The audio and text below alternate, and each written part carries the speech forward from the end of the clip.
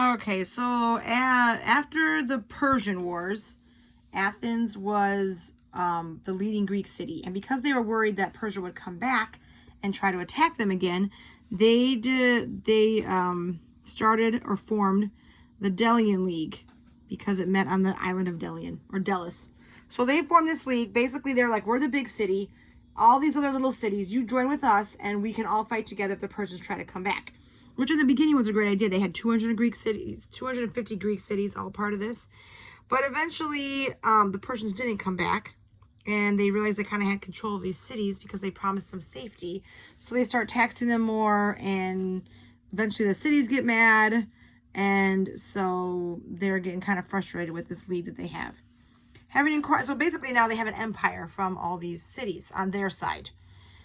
So they've got the Delian League. Now Sparta has what was the name of their league? Peloponnesian League on their side. They've got the same idea. Bunch of little city-states. They said, we'll protect you. You become a part of us. So they've got a league. Athens has got a league.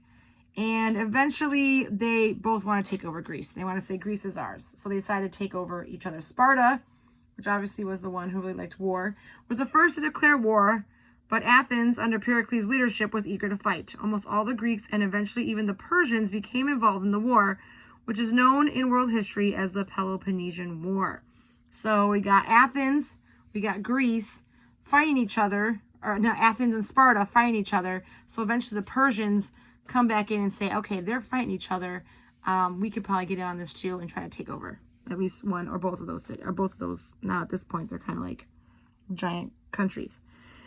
30 years of conflict. The Peloponnesian War raged on for nearly 30 years with like a little bit of peace somewhere in there. Sparta invaded Attica and laid siege against Athens. The Athenian navy inflicted as much damage to Sparta's resources as it could. Eventually, Sparta wins. Pericles dies, and Athens fell to the hands of inferior men and Sparta wins. But it doesn't last long because eventually, in 371 BC, Thebes delivered a decisive defeat to Sparta, and the Greek city-states once became independent. So eventually, what is it?